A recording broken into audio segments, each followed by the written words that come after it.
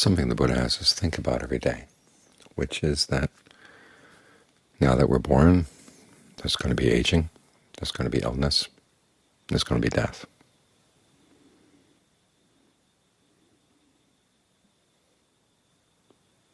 There's going to be separation from those we love. If it stopped there, it would just sound very depressing. But then it goes on, the reflection,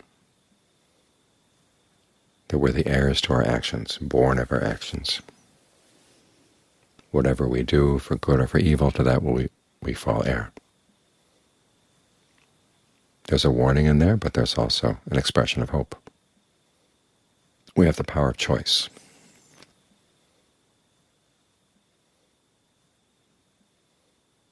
And there are times, of course, somebody would rather not have the power of choice, at least not be responsible for things that we do.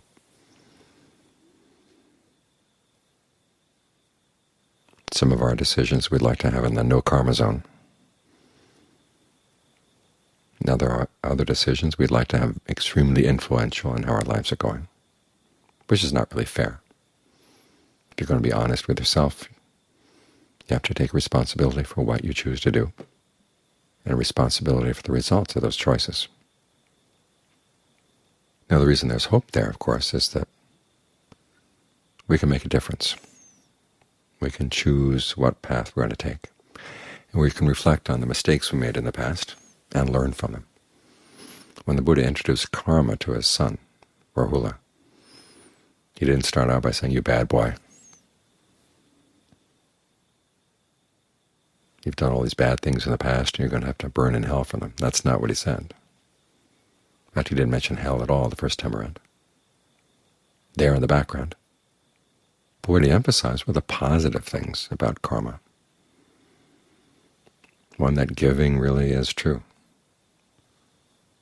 and generosity is true. Gratitude is a worthwhile emotion. In other words, the people who have helped you, it was their choice to help you. Many times they had to go out of their way, face a lot of difficulties. For that, they deserve your gratitude. If everything were predetermined, there'd be no need to be generous, because things would just kind of happen on their own. You wouldn't have to go out of your way to be generous. And the people who helped you, well, they had to help you. There'd be no need for gratitude. But the virtues that make life as human beings together really worthwhile, generosity and gratitude, really are worthwhile. And we can have them only in a world where people do have choices, and they are responsible for their choices.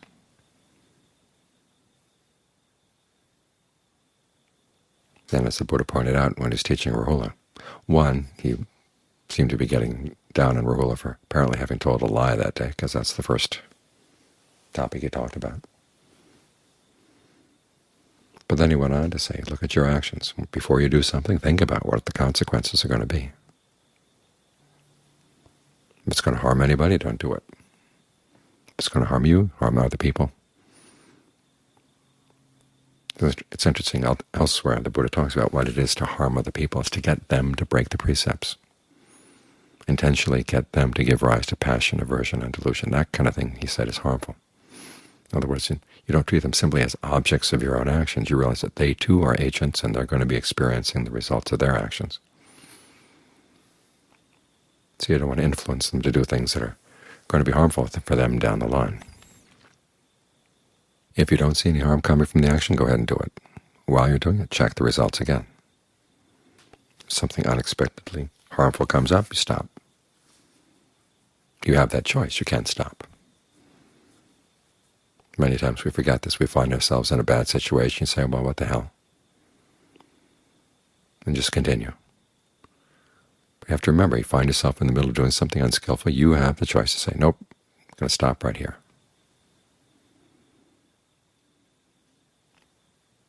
If you don't see anything unskillful coming up, you keep on with the action until it's done. When it's done, then you can reflect what the results really were. If you made a mistake, something you thought was okay, but it turned out not to be okay, talk it over with someone experienced on the path, and then make up your mind not to repeat that mistake.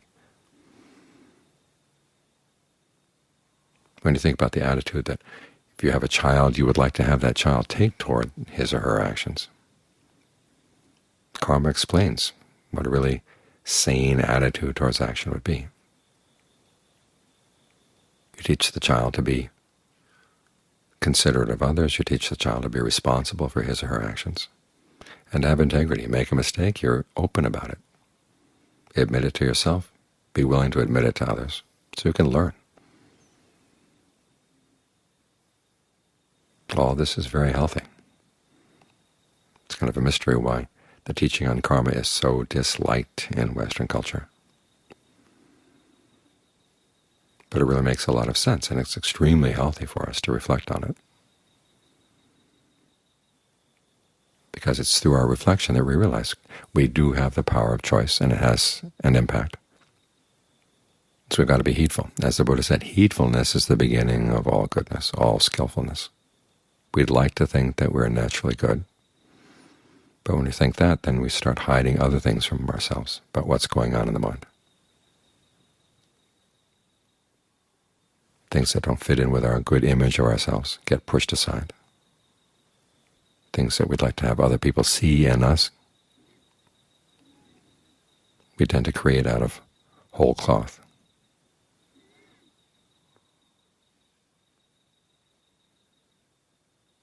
So it's better to be open with yourself that there are skillful and unskillful urges in the mind, and you want to have to sort them out. A large part of discernment is just this, sorting out what's skillful in the mind, what's unskillful, and then doing what you can to give rise to the skillful and to abandon the unskillful. If you deny that anything unskillful is there, how are you going to abandon it?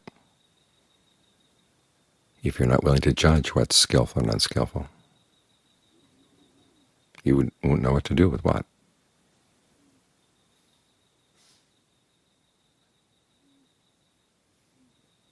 So look at heedfulness as your friend, this quality of the part of the mind that says, hey, down the line, these are going to be the results of that action. Are you sure you want to do that? You don't want that voice to be oppressive, but you do want it to be there, pointing things out. And you do want to get the other members of the committee in your mind to listen to that. It's like the teachers in school. There's some teachers who are really friendly, but they don't really teach us all that much. They let us have a good time, and you come away from the class and you're not all that sure that you learned all that much. The others that you tend not to like, you can think back and probably remember a couple that were really harsh on you, very demanding, but you learned a lot.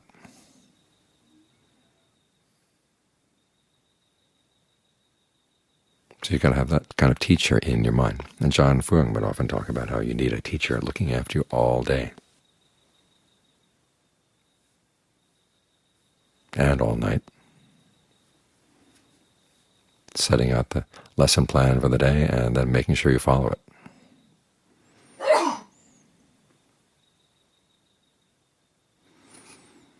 Now you want that teacher to be kind, but you want the teacher to be kind in a long-term kind of way, not just hoping that you're happy and entertained, but wanting to learn. These are skills you've got to learn about how to manage things inside your own mind.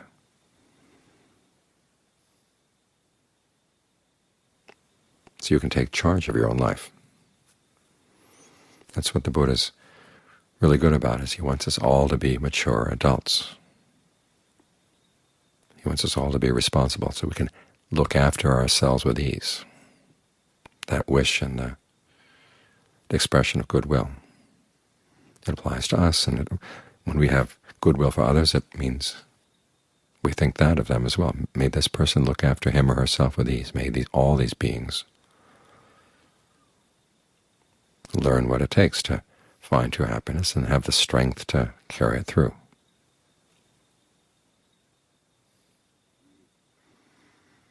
So in that reflection, karma is our hope. It's kind of a warning, but the warning is there for heedfulness.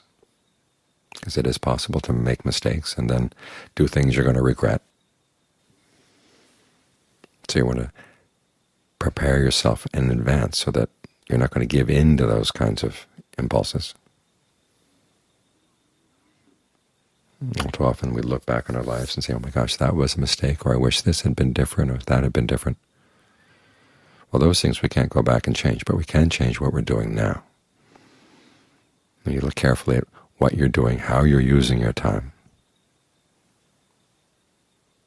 As I say in Tide, time eats up all beings at the same time that it eats itself up. So while you're being chewed on by time,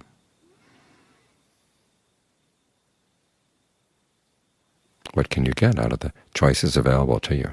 What can you get out of the strengths you still have?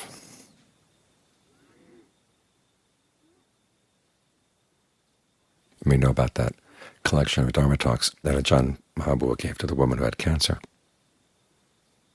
And after the woman returned home, and then she died, her friend, a doctor who had been with her, suddenly found that she had all the tapes. And here she was in her 80s herself. Her eyesight wasn't all that good, but she decided to transcribe them. It was something she could do.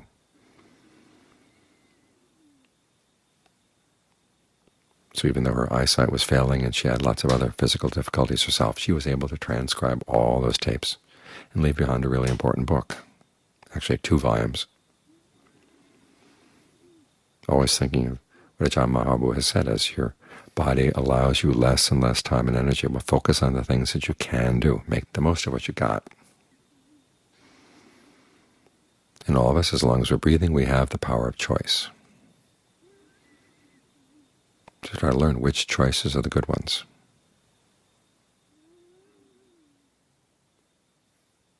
And follow through with that knowledge. That's how you show goodwill for yourself and goodwill for others. Goodwill all around. By being as heedful as you can.